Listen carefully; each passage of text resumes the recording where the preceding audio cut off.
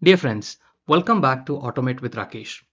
In this video, we are going to learn how can you create your own pipelines in Automation Hub. So I am in my Automation Hub and I would like to create a pipeline where I would like to see how many automations are in development. How many automations are in development? For that, how should I do it? I would first select the existing pipeline, any one of them, and I'm going to click on these three dots.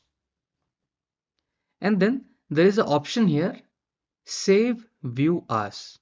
Okay, save view as. I'm going to click on save view as new. I'll give a name. Let's say I would like to know how many automations are development. So definitely I'm going to keep the name as development. And it'll ask you where exactly would you like to do? Would you like to keep it in under general or pipeline? I'm going to select it as pipeline. And then I'm going to click on save. All right. So once I do is, you can see the development has come. But here I would like to keep it above live. You can also drag and keep it. Done. After that, click on this view. Click here and then click on edit view.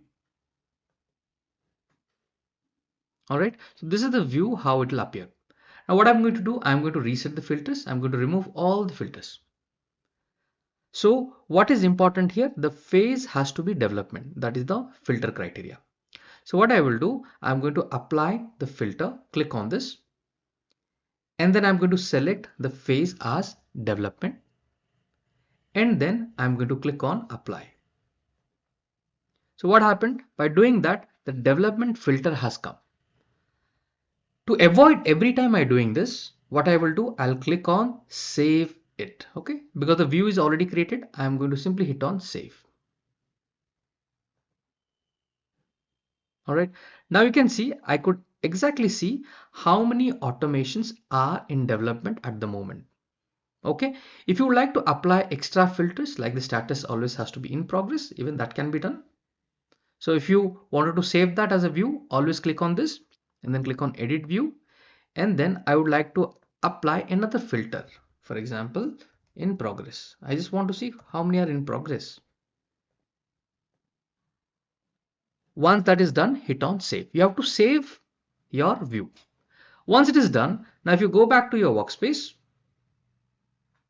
and for example if you go to review and then again come back to development, let me drag and keep it at the top. So if I click on the development, you can see the filters that I've applied remain saved. So I don't have to apply this kind of filters again and again. Similarly, like I've created for development, you can create for all other different phases. For example, you would like to know how many are where PDD is getting created, how many automations where the SDD is getting created, how many automations, right? So technical review is going on, how many automations where UAT is going on. So all this thing can be done by creating this kind of a pipeline which I've shown. I hope this video is helpful. Thank you for watching. Let's meet once again in our next content.